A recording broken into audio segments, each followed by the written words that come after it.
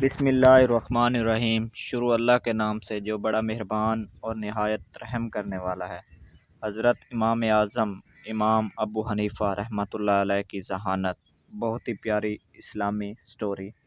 دوستو، آپ لوگوں سے ریکویسٹ ہے، اگر آپ ہمارے چینل پر نئے ہیں تو چینل کو سبسکرائب لازمی کریں، کیونکہ میں اپنے چینل پر ہر روز اس طرح کی ویڈیو اپلوڈ کرتا ہوں۔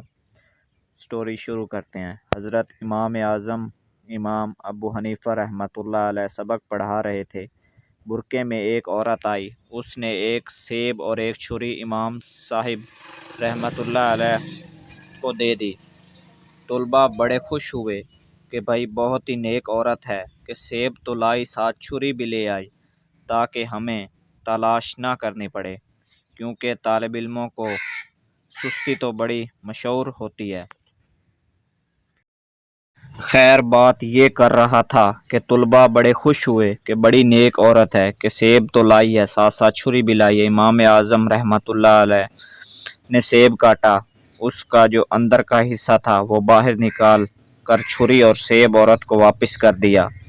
اب شاگرد امام صاحب رحمۃ اللہ علیہ کو حدیثیں سنا رہے تھے کہ حضرت، حدیث میں تو آتا ہے کہ ہدیہ قبول کر لینا چاہیے، آپ نے تو حدیث کے خلاف عمل کیا ہے۔ اگر آپ کو ضرورت نہیں تھی تو ہم جو یہاں بیٹھے ہوئے تھے اور ہدیے میں سارے شریک ہوتے ہیں، آپ ہمیں دے دیتے۔ امام صاحب رحمۃ اللہ علیہ نے فرمایا، وہ بیچاری تو مسئلہ پوچھنے آئی تھی، اب یہ حیران کہ مسئلہ کون سا پوچھ کر گئی ہے۔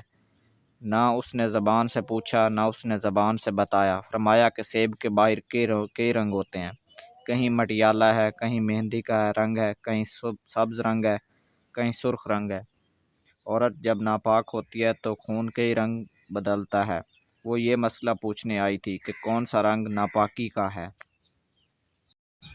اور کون سا پاکی کا ہے، کہ کب نماز شروع کی جائے۔ اگرچہ سیب کے باہر بہت سے رنگ ہوتے ہیں، لیکن اس کو کاٹے تو اندر ایک ہی سفید رنگ ہے اور کوئی رنگ نہیں۔ تو میں نے کاٹ کر وہ سفید حصہ باہر کی طرف کر کے اس کو دے دیا کہ سوائے سفید کے سارے رنگ ناپاکی کے ہیں۔ وہ خیر القرون کا زمانہ تھا۔ اندازہ کرو کہ عورت کو بھی اللہ تعالیٰ نے کیسا دماغ دیا تھا کہ کس طرح مسئلہ پوچھا، اور امام اعظم نے بھی کس انداز میں سمجھایا۔ دوستو، اگر ویڈیو اچھی لگے تو ویڈیو کو لائک، شیئر اور کمنٹ لازمی کریں۔